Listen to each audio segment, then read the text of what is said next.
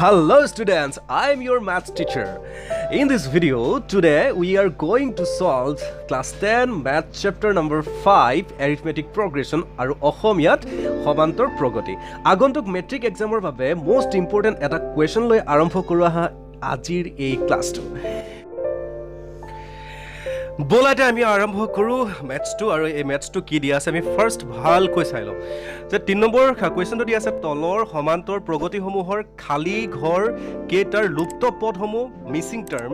নিৰ্ণয় কৰা তাৰ মানে এটা এপি দিয়া আছে এটো এপি তো এই এপি টোৰ পৰা এটো এপিৰ কি দিয়া আছে প্ৰথমতে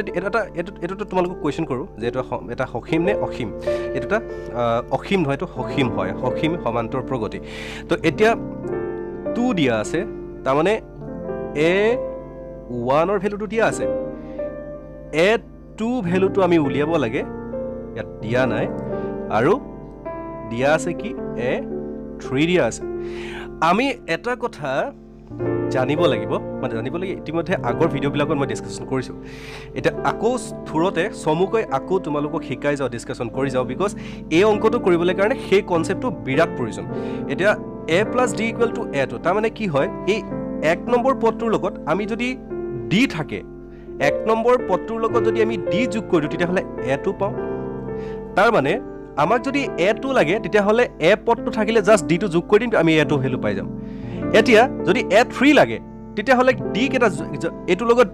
d এটা d দুটা তা 3 নম্বৰ পদটো d চাৰিটা হলে আমি 1 2 3 4 নম্বৰ আমি পদটো পাই যাম ঠিক তেনেকৈ a লগত আমি দুটা দি যোগ কৰিলে 3 নম্বৰ পদটো পাম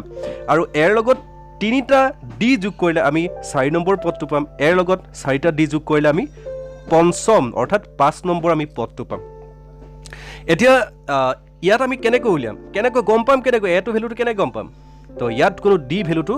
দিয়া হোৱা নাই তো গৰিকে এ ভ্যালুটো আমাক অলৰেডি দিয়া আছে আমাক লাগে ডি ভ্যালুটো হলে আমি কি কৰিম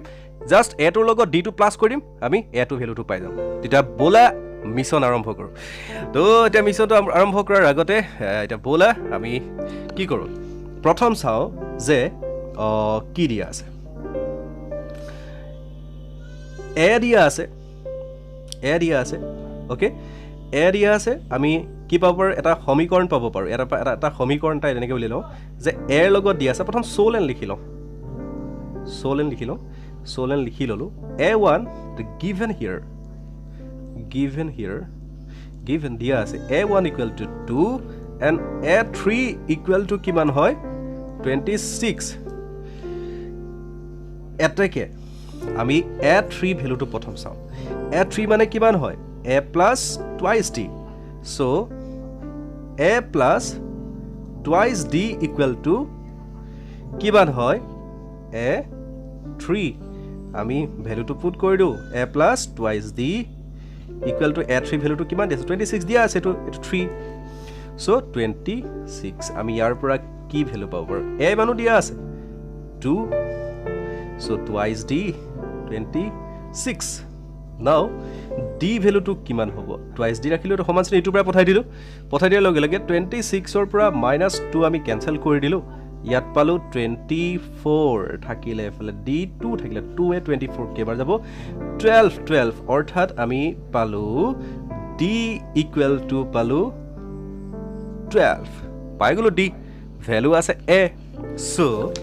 আমি এতিয়া কি কৰিম ইয়াতে চাও এইখিনতে মই লিখি দিছো এইখিনতে মই কৰি দিছো সিম্পল কে এটাকে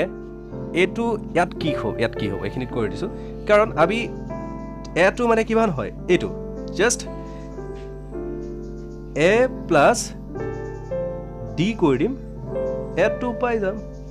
so a equal to দিয়া আছে 2 and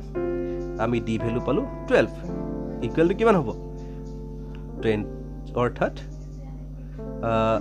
এফালে হল 12 14 so 14 তো আমি পাই গলো 14 the answer is 14 তো আমি ম্যাথছটো তেনেকৈ কৰিব লাগিব এটো ওলাই গল